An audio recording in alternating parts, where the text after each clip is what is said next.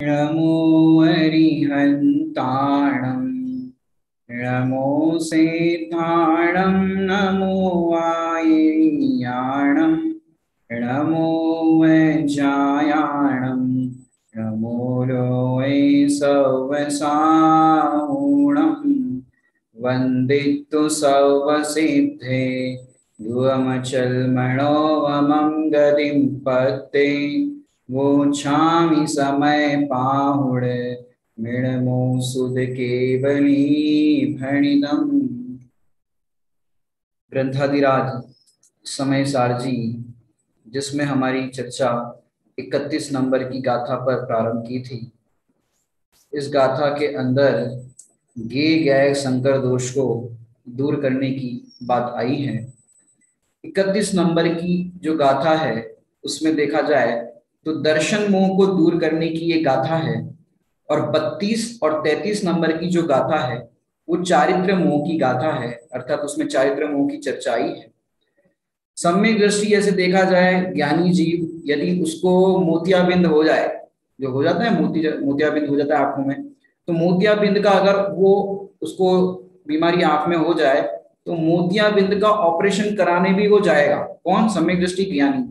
और तो और उसके कान में कोई दिक्कत आ जाए और फिर सुनाई ना दे तो कान का मशीन लगाएगा वो। कौन? कि सम्यक दृष्टि।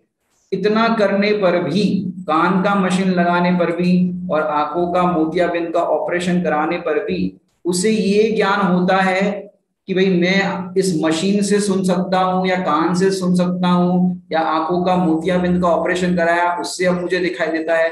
ऐसा ज्ञान मिथ्या सम्यक दृष्टि ज्ञानियों को नहीं होता। चारित्र के दोष में वो इस तरह का आंख का ऑपरेशन और कान की मशीन लगाता हुआ ज्ञानी दिखे, लेकिन उसको ऐसा नहीं लगता कि भाई इसके कारण मुझको ज्ञान होता है। ऐसे ज्ञानियों की स्थिति होती है। जो अपन ने टीका के अंदर पहले पैराग्राफ में बात की थी, द्रव्येंद्रियों को जीतने की बात, वहां 5 इंद्रियों की चर्चा आई थी। और ये अब जो अपनी चर्चा चल रही है भावेंद्रिय की, जो अपन ने परसों देखी थी, कल तो अपन ने कहान यशोगाथा इस पर स्वाध्याय किया था। तो द्रव्येंद्रिया है वो 5 इंद्रिय, और उसको जीतने की बात पहले पैराग्राफ में की। फिर दूसरा पैराग्राफ अपन ने थोड़ा सा प्रारंभ ही किया था कि भाई ये जो चक्षु इंद्रिय है, कोई भी 5 इंद्रिय के माध्यम से जो जानने का व्यापार हो रहा है उसको क्या कहते हैं? भावेंद्रिय। माने इंद्रियों के माध्यम से जो जानने का व्यापार हो रहा है उसको क्या कहते हैं? भावेंद्रिय। यहाँ पर आपको टीका दिख रही होगी, अपन टीका के माध्यम से चर्चा करते हैं, विषय को आगे बढ़ाते हैं। यहाँ पर क्या कह रहे हैं? यहाँ पर देखिए, भिन्न भिन्न अपने अपने विषयों में व्यापार भाव से जो विषयों को खंड खंड ग्रहण करती। अब देखो एक एक शब्दों को अपन देखेंगे। यहाँ पर व्यापार, यहाँ पर शब्द आया ना व्यापार भाव से, तो व्यापार शब्द का क्या भाव होता है? व्यापार अर्थात जिसका जो कार्य होता है वह। व्यापार का अर्थ क्या कहा? जिसका जो कार्य होता है वह। कि फिर कह रहे अपने अपने विषयों का, मतलब अपने अपने विषयों में व्यापार होता है। तो किसका? कि भिन्न भिन्न अपने विषयों में व्यापार भाव से जो विषयों को खंड खंड ग्रहण करती है। तो कौन करती है? कि इंद्रिया। तो अपने अपने विषयों में व्यापार अर्थात देखा जाए तो रसना इंद्रिय, जैसे अपन 5 इंद्रिय ना उसको देखते हैं। रसना इंद्रिय का कार्य क्या है? कि चखना। अब वो रसना इंद्रिय क्या करेगी? भाई जो भी रस को ग्रहण करेगी वो रसना इंद्रिय चखेगी। तो भाई ये खट्टा है, मीठा है, चरपरा है, कषायला है, कड़वा है, इस तरह से वो रसना इंद्रिय अपना काम करेगी। चक्षु इंद्रिय है वो क्या करता है? चक्षु इंद्रिय का व्यापार क्या है? कि चक्षु इंद्रिय का जो व्यापार है वो देखने का, देखने रूप से परिणमन करने का, ये उसका काम है। ये चक्षु इंद्रिय का व्यापार है। फिर ये कर्ण इंद्रिय का क्या है? कि भाई सुनने रूप से जो परिणमन करना, ये कान का व्यापार है। ये जो व्यापार शब्द है ना, तो ये तो हो गए द्रव्येंद्र। जो दिखाई दे रही है आपको वो क्या है? द्रव्येंद्र। अब इसके माध्यम से जो जानना हो रहा है उसको क्या कहते हैं? भावेंद्रिय। क्या कहते हैं? भावेंद्रिय। तो किसकी बात कर रहे हैं अपन? कि अंदर में जो ज्ञान है, ये द्रव्येंद्रिय तो कैसी है? जड़ है, वो तो साफ साफ समझ में आती है। लेकिन अंदर में जो ज्ञान है वो ज्ञान भी मेरा ज्ञान नहीं है। क्या कह रहे हैं? वो ज्ञान भी मेरा ज्ञान नहीं है। बहुत सूक्ष्म बात है। अपन ये तो भेद विज्ञान करते हैं कि आंख है वो मैं नहीं हूं, कान है वो मैं नहीं हूं, ये शरीर परिणाम को प्राप्त ये 5 इंद्रियां है वो मैं नहीं हूं। इतना तो अपन भेद विज्ञान करते हैं, और वहां पर अपन ये भी भेद विज्ञान करते हैं कि मैं तो मात्र जानने वाला हूं, वह मैं नहीं हूं। लेकिन ये 31, 32, 33 नंबर की गाथा में, 31वीं गाथा में भी ये भावेंद्रिय का विषय जो है वो बहुत सूक्ष्म है। कैसे भैया? देखो, ये जानने वाला मैं उतना तो समझ में आ जाता है, लेकिन आंख के माध्यम से, 5 इंद्रियों के माध्यम से जानता है वो नहीं। क्या कह रहे हैं? 5 इंद्रियों के माध्यम से जानता है वो नहीं, कि जो उपयोग आंख के माध्यम से बहता है वो मेरा नहीं है। जरा ध्यान से समझना इस बात को।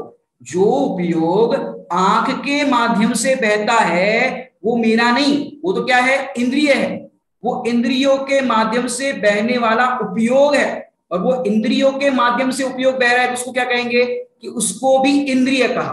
क्या कहा? उसको भी इंद्रिय, क्योंकि अपने अपने विषयों में ये इंद्रिया क्या करती है? जो स्पर्शन इंद्रिय, रसना इंद्रिय, घ्राण, चक्षु, कर्ण, ये क्या करती है? कि वे अपने अपने विषयों में, समझ में आया? कि जो जिसका विषय है उसमें, किसमें करेगा?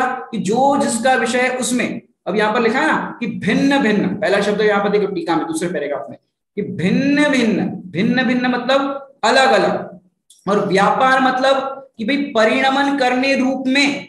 तो कैसा परिणमन रूप है ये ज्ञान का? कि ज्ञान का जो परिणमन है वो जानने रूप में, जो जानने रूप में ये परिणमन करता है, इसका नाम है व्यापार। अपना कौन सा व्यापार है? कि हमारा तो भैया बर्तन का व्यापार है, कपड़े का व्यापार है, सोना चांदी का व्यापार है। कि ये व्यापार की बात नहीं। यहाँ पर तो कौन सा व्यापार है? जीव का कहा जाए तो जानने देखने का व्यापार। और यहाँ पर ये जो परिणमन की बात कही कि भाई ये जो भावेंद्रिय है वो भिन्न भिन्न अपने अपने विषयों में और व्यापार भाव से जो विषयों को खंड खंड ग्रहण करती है। कैसे ग्रहण करती है? कि खंड खंड, अर्थात ज्ञान को खंड खंड रूप बतलाती है। वस्तु कैसी है? कि वस्तु तो पूरी अखंड है, माने वो अखंड वस्तु है पूरी, और पूरा ग्रहण नहीं करती। कौन? ये भावेंद्रिय पूरा ग्रहण नहीं करती, माने एक विषय को ग्रहण करेगी। जैसे अपन ने किसी वस्तु को, जैसे ये मोबाइल है, तो इस मोबाइल को टच किया, तो टच करने पर क्या हुआ? कि टच करने पर टच का अपने को एहसास हुआ। टच का कैसा हुआ? कि स्पर्शन इंद्रिय। टच करने पर क्या, कौन सा हुआ? स्पर्शन इंद्रिय, अर्थात स्पर्श गुण को ही ग्रहण किया टच करने पर। अब आप चक्षु इंद्रिय से देखो कि चक्षु इंद्रिय से आप जो कुछ भी देख रहे हो या जो कुछ भी दिखाई दे रहा है, तो ये क्या है? कि ये सिर्फ रूप को ही ग्रहण करेगी। कौन? कि चक्षु इंद्रिय, इसका मात्र इतना ही काम है। तो ये क्या हुआ? कि स्पर्शन को विषय बनाएगी। ये नेत्र इंद्रिय है, किसको? चक्षु किसको विषय बनाएगी? ये रूप को विषय बनाएगी। माने ये जो 5 इंद्रियां है वो खंड खंड को ग्रहण करती है। तो जो खंड खंड को ग्रहण करती है उसको क्या कहते हैं? भावेंद्रिय। सरल भाषा में आप इतना अपने ज्ञान में फिट कर दो कि जो खंड खंड को ग्रहण करती है उसका नाम है भावेंद्रिय। एक बात। अब रसना इंद्रिय कहे कि मेरी रसना इंद्रिय से अपन ऐसा कहे, भैया आंख रसना से कह रही है, आंख कह रही है कि आज मुझे आंख बहुत दुख रही है, मुझे बहुत दुख रहा है, एक काम करो रसना इंद्रिय, तुम मेरा काम कर लो। क्या करो? कि तुम रसना इंद्रिय चखने का काम तो करो ही, और देखने का काम भी करो। बताओ करेगी कि नहीं करेगी? कि मैं क्यों करूं, तुम अपना काम करो। माने आंख कमजोर हो गई हो और रसना तुम देखने का काम कर लो, मेरी कमजोरी हो गई है, तुम थोड़ा देखने का काम कर लो। कि नहीं, वो नहीं करेगी। हमने पिछली बार आपको बताया था कि ये इंद्रिया जो है इतनी ईमानदार है कि वो अपने अपने विषय को ग्रहण करती है। तू चेतन होकर के अपने विषय को क्यों ग्रहण नहीं करता? आचार्य देव कह रहे हैं अपने विषय को ग्रहण करो। माने आंख क्या कहती है? आंख कह रही है कि हम तो रूप को देखेंगे। स्पर्शन इंद्रिय कह रहा है हमको स्पर्श का विषय बनाना है। रसना कह रही है हमको चखने का विषय बनाना है। हम तो अपने अपने विषय को अपना विषय बनाएंगे। तो आप कह रही है हम रूप को देखेंगे, तो हम भी भैया स्वतंत्र है, हम चिद्रूप को देखेंगे, चैतन्य रूप को देखेंगे, ये हमारा काम है। तो तुम अपना अपना विषय खंड खंड को ग्रहण करती हो और खंड खंड को ही ग्रहण करोगी तो हम भी अपना विषय जो है उसको ग्रहण करेंगे, अखंड चैतन्य परमात्मा है उसको ग्रहण करेंगे। माने देखो ज्ञान की ताकत तो कितनी है कि ज्ञान की ताकत तो खंड खंड को नहीं अखंड को जानने की है, जो अपन पढ़ते भी है, सकल द्रव्य के गुण अनंत पर्याय अनंता, जाने कहीं काल प्रगट केवल भगवंता। तो कितनी ताकत है इस ज्ञान की कि लोकालोक को जान सके ऐसी ताकत है, खंड खंड को जान सके ऐसी नहीं।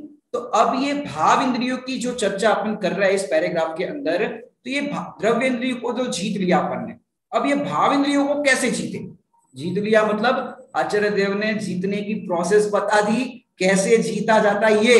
नहीं तो आप कहोगे कि हाँ हमने चर्चा सुन ली, ऐसे जीतना है, ऐसे जीत लिया, ऐसे नहीं, आचार्य देव ने तो जीत लिया है, अब वो कैसे जीता जाता है उसकी प्रोसेस हमें बताते हैं, और हम भी ऐसी प्रोसेस करेंगे तो हमारा भी काम हो जाएगा। तो अब ये भाव इंद्रियों को कैसे जीते कि जिस प्रकार द्रव्येंद्रियों से जीता उसी प्रकार जीतना है।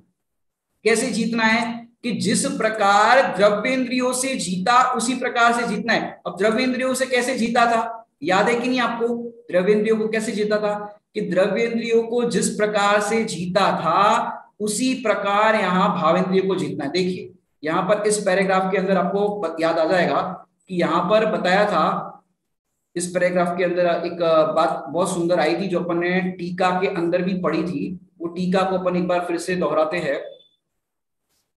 हाँ जी, यहाँ पर बताया था अपन ने, ऐसे शरीर परिणाम को प्राप्ति वाला जो पैराग्राफ अपन ने देखा था ना, वहां पर ये विषय आता है कि अपन ने द्रव्येंद्रियों को कैसे जीता। ये तो शॉर्ट में देखेंगे अपन, क्योंकि इससे अपने को भावेंद्रिय के अंदर एंटर होना है कि भैया ये द्रव्येंद्रियों को अपन ने कैसे जीता, कि जिस प्रकार द्रव्येंद्रियों को जीता है उसी प्रकार भावेंद्रियों को जीतना है। तो कैसे कि यहाँ पर जो लिखा है देखो, पॉइंट पॉइंट बोलते सिर्फ, अति सूक्ष्म चैतन्य स्वभाव के अवलंबन से।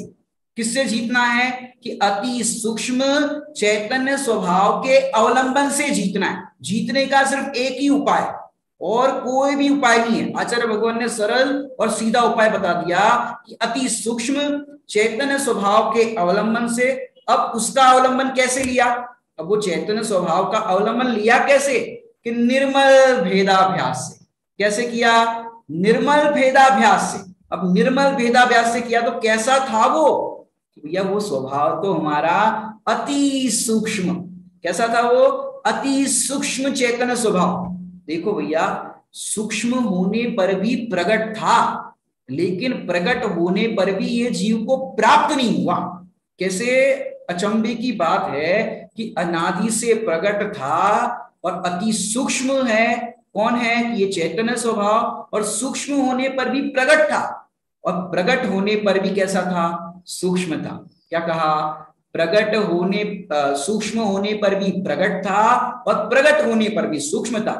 प्रकट था तथापि सूक्ष्म था, और उस सूक्ष्म को प्रकट करने के लिए क्या चाहिए, सूक्ष्म भेदाभ्यास, जिसको यहां पर बताया निर्मल भेदाभ्यास की प्रवीणता से।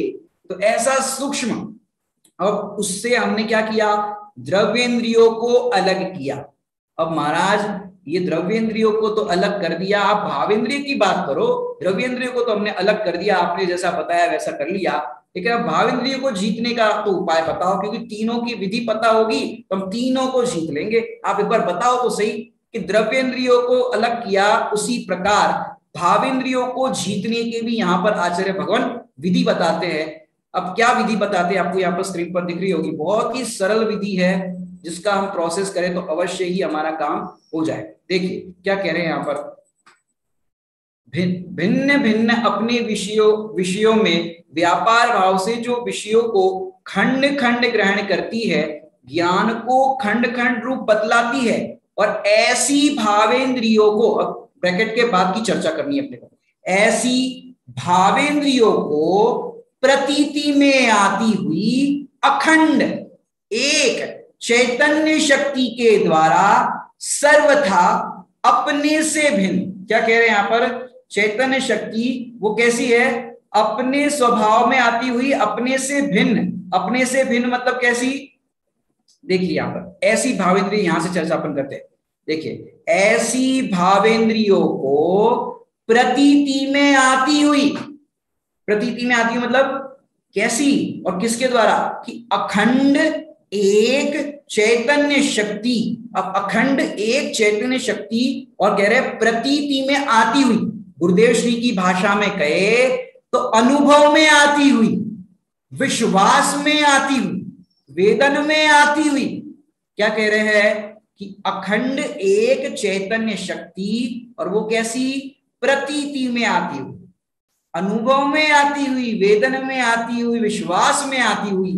तो कौन, कि अखंड एक चैतन्य शक्ति। अब वो चैतन्य शक्ति कैसी है, वो कैसी है कि भाई बताया ना, प्रतीति में आती हुई। अब कैसी है वो, अखंड शक्ति। अब अखंड शक्ति को भी समझो कि अखंड कैसी है, जिसको आचार्य भगवान सर्वविशुद्ध ज्ञान अधिकार में कहते हैं, न द्रव्येन खंड्यामी, न क्षेत्रेन खंड्यामी, न कालेन खंड्यामी, न भावेन खंड्यामी। ये किसी भी प्रकार से खंडित नहीं होती, ऐसी है अखंड शक्ति। जैसे मैं आपको अखंड शक्ति को बताऊं, अखंड को समझाने के लिए सरल दृष्टांत देता हूं कि जैसे पंखा ऊपर घूम रहा है, अब पंखे के नीचे अपन ने दर्पण रखा। अब दर्पण में क्या दिखेगा, दर्पण में क्या दिखेगा कि दर्पण में घूमता हुआ अर्थात चलता हुआ पंखा दिखेगा। घूम रहा है कि नहीं घूम रहा है, दर्पण अपन ने रखा है यहाँ पे और पंखा है वो दर्पण में घूमता हुआ ऐसे दिख रहा है। अब उस दर्पण के अंदर ऐसा उंगली रख दो, घूम रहा है ना पंखा, घूम रहा है पंखा, तो अपन ने दर्पण में उंगली रख दी, तो बताओ उंगली खंडित होगी कि नहीं होगी, कि उंगली खंडित नहीं होगी। इसका नाम है अखंड शक्ति। ऐसे तुम्हारे ज्ञान रूपी स्वभाव के अंदर, ज्ञान स्वभाव के अंदर चाहे जितने गे जल के, फिर भी तुम्हारा ज्ञान स्वभाव, चैतन्य स्वभाव है, वो कभी भी खंडित नहीं होता। जिस प्रकार दर्पण में पंखा घूमता हुआ दिखे, उंगली रखो तो उंगली खंडित नहीं होती। क्यों नहीं होती, क्योंकि वो दर्पण है, उसका काम है मात्र झलकाना। ऐसे ये ज्ञान स्वभाव रूपी दर्पण है, उसके अंदर चाहे जितने चाहे जैसे ये झलके, लेकिन जो मेरी अखंड ज्योति कहो, अखंड शक्ति कहो चैतन्य की, वो तो ज्यो की त्यों बरकरार रहती है।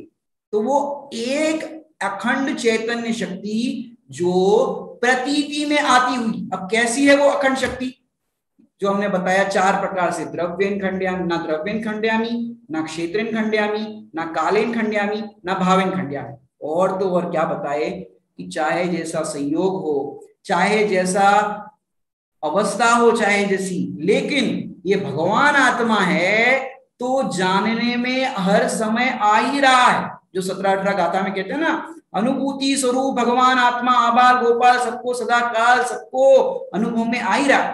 माने उस पर का कोई भी, माने पर द्रव्य पर भावों का कोई भी भगवान आत्मा पर असर नहीं पड़ता। ऐसा है भगवान आत्मा। माने इस भगवान आत्मा की बात करें कैसा है कि समझो फाइटर प्लेन होते हैं, फाइटर प्लेन। अब ऐसा फाइटर प्लेन है कि हजारों फाइटर प्लेन उससे टकरा जाए लेकिन एक स्क्रैच तक नहीं आए।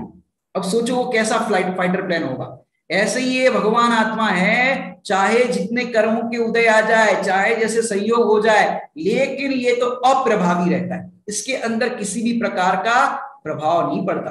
तो ये कैसा है, अखंड। जो बता रहे हैं ना यहाँ पर कि वो अखंड चैतन्य शक्ति जो है, जो बताई यहाँ पर कि अखंड एक चैतन्य शक्ति। अब खाली इतना ही अर्थ कर रहे हैं, अखंड एक चैतन्य शक्ति। कि वो अखंड एक चैतन्य शक्ति कैसी है, वो ध्रुव है। जो अखंड बताई ना वो अविनाशी है। देखा जाए तो ये 5 ज्ञान जो है, मति ज्ञान, शुद्ध ज्ञान, अवधि ज्ञान, मन परे ज्ञान, केवल ज्ञान, इससे रहित है। माने एक जो सहज ज्ञान धारा बह रही है, सहज जानना हो रहा है, उसका नाम है अखंड शक्ति। क्यों, क्योंकि ये 5 प्रकार के जो ज्ञान बताए गए हैं वो कैसे बहते हैं। जैसे मैं आपको बताऊं, पानी कितने प्रकार का होता है, पानी कितने प्रकार का होता है कि भाई देखो, नहाने का पानी, कपड़ा धोने का पानी, बर्तन धोने का पानी, पीने का पानी, कुएं का पानी, त्यागी वृत्ति हो तो कुएं का पानी, बोरिंग का पानी, नल का पानी। कितने पानी हो गए, बहुत तरह के पानी हो गए ना, कि भैया ये अनेकों प्रकार के पानी गए। इन सारे पानी का लेबोरेटरी में टेस्ट कराओ तो क्या आएगा फॉर्मूला, H2O। ये भले ही इतने प्रकार के आपने पानी कहे, लेकिन पानी तो एक ही प्रकार का है। ऐसे ये मति ज्ञान, शुद्ध ज्ञान, अवधि ज्ञान, मनःपर्य ज्ञान, केवल ज्ञान, ये 5 प्रकार के ज्ञान उपाधि वाले ज्ञान है। और जो सहज ज्ञान है वो निरुपाधि तत्व है। और वो जो सहज ज्ञान है वो क्या है? अखंड चैतन्य शक्ति, जो सभी के पास है, तो वो है अखंड चैतन्य शक्ति। अब यहाँ पर जो बात करें अपन भावेंद्री की, तो भावेंद्री को सरल भाषा में समझने के लिए बता रहे हैं कि जो खंड खंड को ग्रहण कर रही है वो है भावेंद्री। अब जो चैतन्य शक्ति की जो बात आई कि चैतन्य शक्ति कि जो भगवान आत्मा का जानना हो रहा है उसको पकड़ा। चैतन्य शक्ति को किसको पकड़ा? कि जो जानना सहज हो रहा है उसको यहां पर लिया। कि अब जो चैतन्य शक्ति, अब यहां पर कह रहे हैं कि जो चैतन्य शक्ति है वो कैसी है? कि अभिन्न पने से मेरी ही थी। ये चैतन्य शक्ति कैसी है? कि अभिन्न पने से मेरी ही थी, और उसको पकड़ करके इस भाव को, इंद्रियों को अलग कर दिया। माने इस चैतन्य शक्ति को पकड़ करके क्या किया? इन इंद्रियों को, भावेंद्रियों को क्या किया? अलग कर दिया। कैसे किया? कि भाई चैतन्य शक्ति का नाम क्या है? कि चैतन्य शक्ति का नाम है मात्र जानने देखने का काम। ये अखंड है और ये स्वाभाविक है। और ये भावेंद्रिय का काम क्या है? चैतन्य शक्ति का काम तो अखंड बताया यहाँ पर। और यहाँ पर अमृतचंद्र आचार्य देव की ये शैली है, हेतु देकर के सिद्ध करते, बिना हेतु के बात ही नहीं करते। यहाँ पर खंड खंड बताया और अपना स्वभाव अखंड बताया, दोनों को बराबरी पे खड़ा किया। ऐसा नहीं कि सामने वाला कोई और हथियार लेकर के आया और ये हथियार कोई और लेकर के आया, दोनों को बराबरी के हथियार होंगे तब एक दूसरे की काट होगी। कि चैतन्य शक्ति का नाम क्या कहा? कि जानने देखने का जो काम हो रहा है वो है अखंड। और भावेंद्रिय का काम क्या बताया? कि जो खंड खंड करना है, जो खंड खंड को ग्रहण करती है, उसका नाम क्या कहा? भावेंद्रिय। तो अब यहां पर दूसरा शब्द लिया कि अपनी प्रतीति में आती हुई, देखो भावेंद्रियों को प्रतीति में आती हुई, तो प्रतीति में आती हुई मतलब कि अपनी प्रतीति हुई तब ये अलग दिखा। अपनी प्रतीति क्या हुई? कि मैं तो एक अखंड हूं, एक चैतन्य शक्ति वाला हूं। ऐसा जब वेदन हुआ तो ऐसा वेदन होने पर, ऐसी प्रतीति होने पर वो अलग दिखी। ये भावेंद्रिय है, ये भावेंद्रिय जो है, इंद्रियों का जो व्यापार है, ये कैसा दिखा? ये अलग दिखा। और इसका नाम है अलग किया। अलग करना मतलब आपको अलग कर दो और फिर उसके विषय को अलग कर दो, ऐसा नहीं। यहाँ पर अलग जानना ही अलग करना है। माने जो अखंड धारा है, कैसी अखंड धारा? कि जो अखंड धारा है, जो कभी भी टूटती नहीं।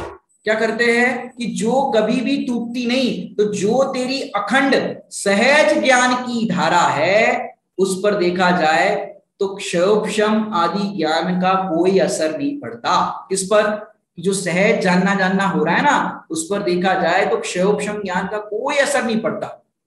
माने जो जानन पने सदा ध्रुव रूप से बहती है, जो अपन पढ़ते हैं ना, यह शांति धारा हो अखंड चिरकाल तक बहती रहे। शांति धारा मतलब मात्र शांति किसके आश्रय से शांति होती है?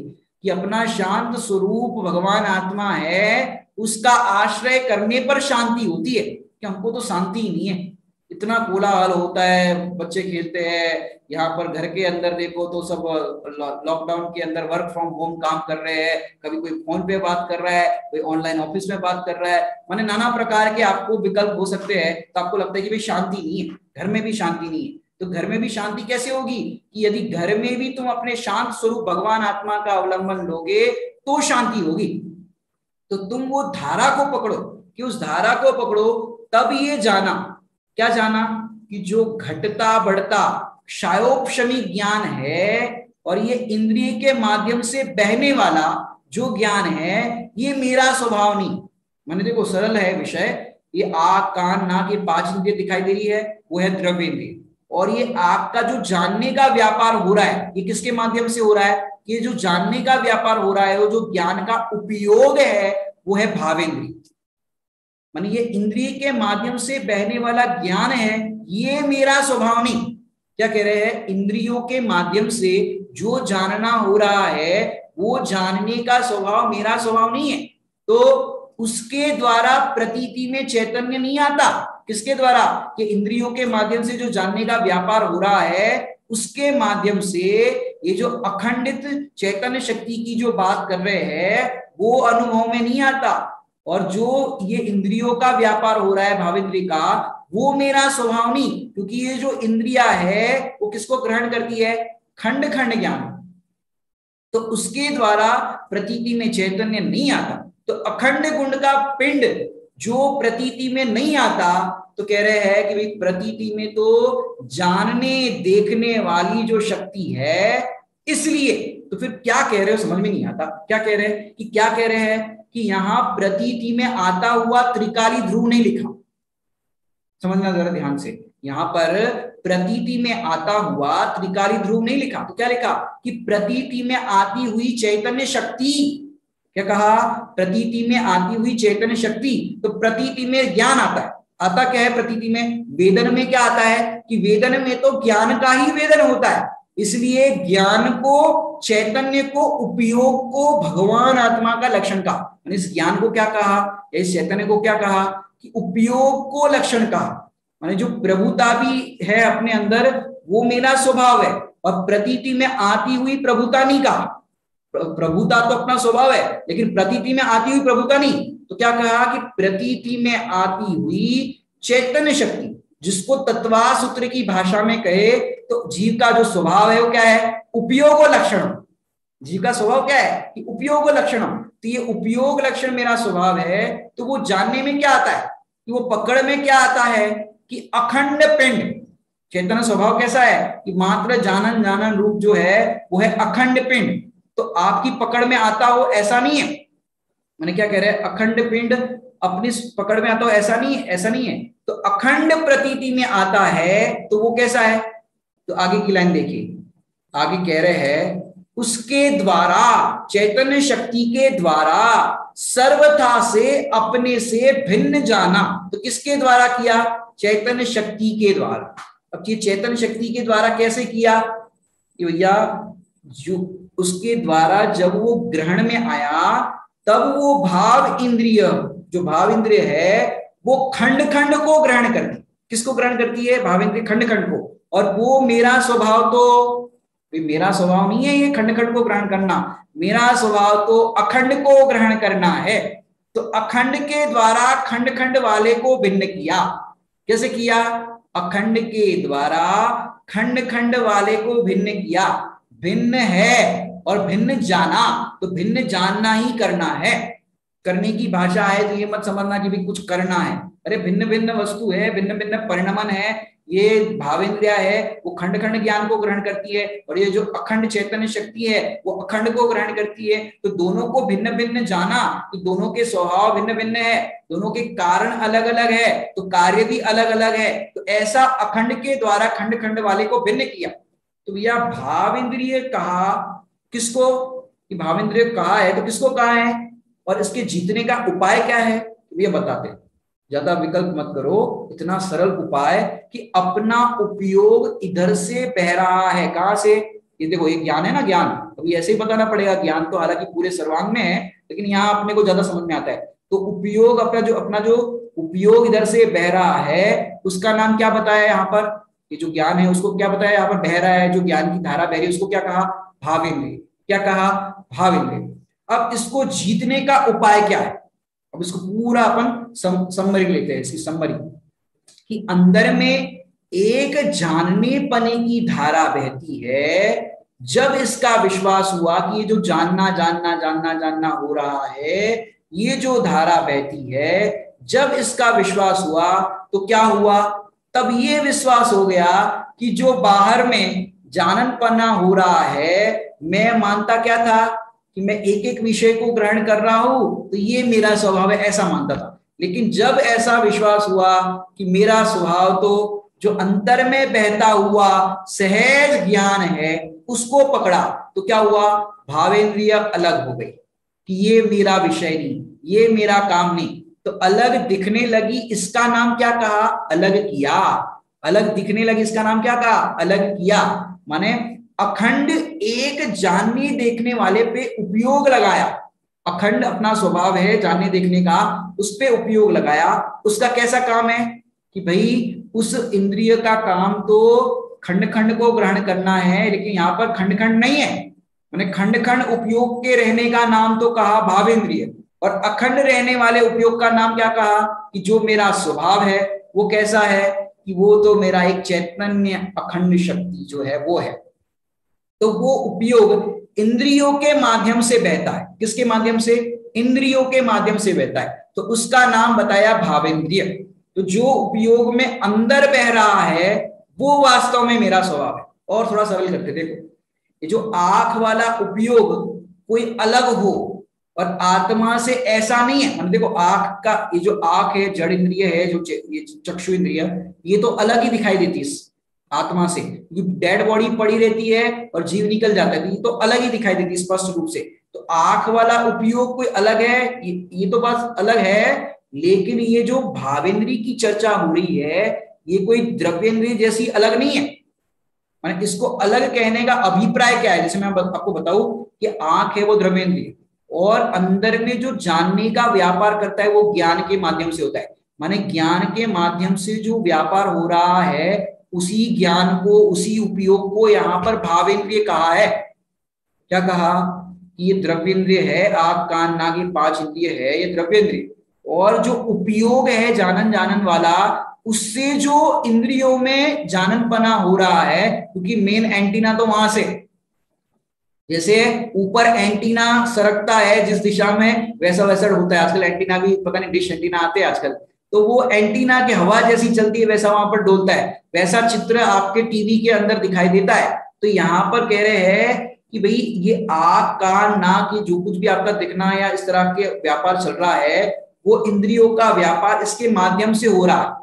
ये बह रही है उसके अंदर धारा, तो ये खंड खंड को ग्रहण करने का काम करती है, इसलिए इसको इंद्रिय कहा। जैसे मैं आपको सरल दृष्टांत दूं, आपको अभी समझ में आ जाएगा कि जैसे आपका जो दूध था, वो दूध प्लास्टिक की बाल्टी में रखा, तो हमने क्या कहा कि भैया ये तो अपना, ये आपका जो दूध है वो बाल्टी का है।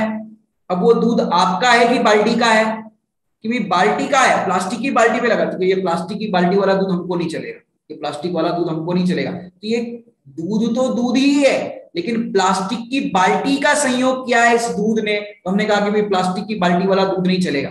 है तो दूध ही, लेकिन प्लास्टिक की बाल्टी का संयोग किया तो कह रहे ये तो अशुद्ध हो गया, ये हमारे काम का नहीं। ऐसे उपयोग तो तेरा ही भाव है, जाननपना तो तेरा ही व्यापार हो रहा है, जाने देखने का स्वभाव तो तेरा ही है, तो उपयोग तो तेरा है। पर भाव इंद्रिय का कैसे हो गया? इंद्रिय का संयोग किया, खंड खंड का संयोग किया, इसलिए खंड खंड जानने वाला हुआ।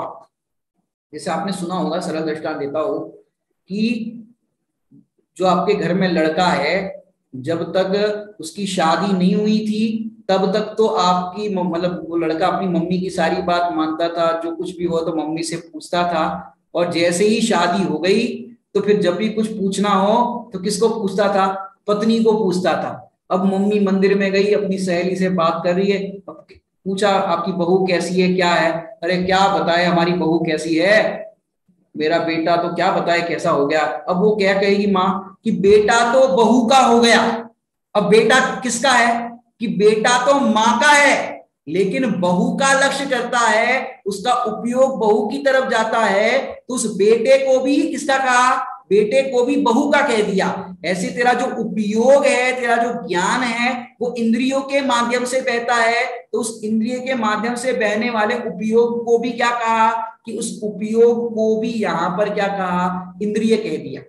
उस उपयोग को ही इंद्रिय कहा। तो इसको प्रयोजन क्या है उपयोग को इंद्रिय कहने का? कि भाई वो इंद्रिय का संयोग किया ना, इस उपयोग ने, जानने देखने वाले स्वभाव ने इंद्रियों का संयोग किया, खंड खंड ज्ञान का संयोग किया, मैंने खंड खंड का संयोग किया, इसलिए वो खंड खंड जानने वाला हुआ।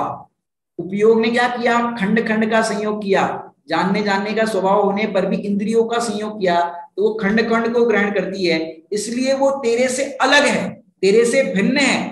और अखंड ज्ञाता भगवान की जो प्रतीति हुई, तो वो अलग जाना, इसका नाम है भावेंद्रिय को जीतना। और अंत में थोड़ा सा और आपको समझा दे, इसमें सरल भाषा में कहेंगे कि जो खंड खंड उपयोग बह रहा है, आत्मा का वो स्वभाव नहीं है। जो इंद्रियों से जानन या इंद्रियों से जो व्यापार हो रहा है वो आत्मा का स्वभाव नहीं है। तो अंदर जो अखंड चैतन्य भगवान आत्मा है वो मैं हूं, जो इन सब से अप्रभावी है, तो उसको जाना और खंड खंड उपयोग को भी अलग कर दिया। इसका नाम क्या है? भावेंद्रिय को जीतना। मैंने देखो तीनों गाथा के अंदर सबसे सूक्ष्म विषय ये है, क्योंकि द्रव्येंद्रिय तो स्पष्ट भिन्न दिखी, लेकिन भावेंद्रिय में क्या है, ये जो जड़ इंद्रिया है और जड़ इंद्रियों का जो व्यापार हो रहा है पांचों इंद्रिय के अंदर, माने जो जड़ इंद्रिया है, यदि इसके अंदर उपयोग का एक्टिवेशन ना हो, उपयोग ना हो, ये ज्ञान का उपयोग इसमें ना हो, तो ये पांचों इंद्रिया जो है वो डेड है। अरे देखो आपके हाथ के अंदर या पैर में एक साइड वन साइड वो पैरालिसिस हो जाता है ना, पैरालिसिस।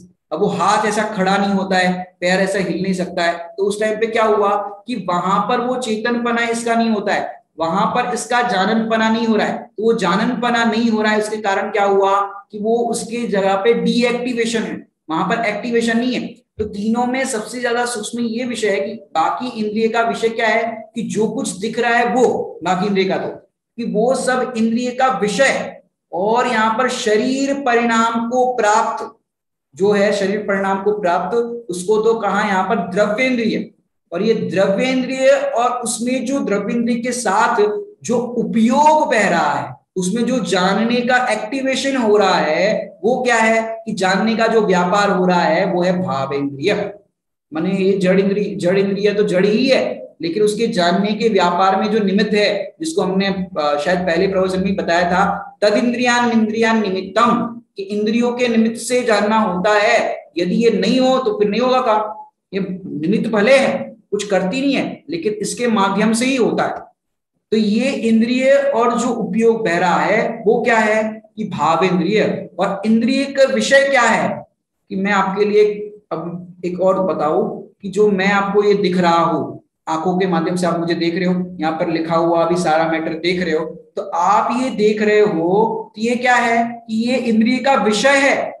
ये जो आप देख रहे हो ना रूप, ये रूप है, माने जो सामने जो दिख रहा है वो नेत्र इंद्रिय से दिखा, तो रूप जो दिखा ये क्या है, इंद्रिय का विषय है। तो मैं इंद्रिय का विषय हूं। माने इसमें अपन देखो गुदेशी जो लेते हैं कि दया दान पूजा व्रत आदि के जो परिणाम है ये कैसे है, ये प्रशस्त अप्रशस्त परिणाम दिखाई देते हैं। वो क्या है कि वो इंद्रिय के विषय है, और ये भी क्या है कि ये भी इंद्रिय के विषय होने से पर है। माने द्रव्येंद्रिय और इंद्रिय के विषय को भी अलग जानना इतना सरल, ऐसे आचार्य देव ने विधि बताई, ये सबसे सूक्ष्म। और भावेंद्रिय का विषय इसलिए उसको अलग जानने के लिए बात ली। माने भावेंद्रिय जीव द्रव्य, अब एक और बात करते हैं अंतिम, कि भावेंद्रिय जीव द्रव्य, माने जो भावेंद्रिय है वो जीव द्रव्य की ज्ञान गुण की पर्याय है। किसकी पर्याय है? भावेंद्रिय जीव द्रव्य की ज्ञान गुण की पर्याय है। और वो भाव चक्षु इंद्रिय, इसको अपन देखे, जो लालचंद भाई बोलते थे, जो आपको पता होगा, प्रमाण के बाहर जाना नहीं और प्रमाण में अटकना नहीं। तो जो भावेंद्रिय और द्रव्येंद्रिय दोनों में से प्रमाण की बाहर की चीज कौन सी है?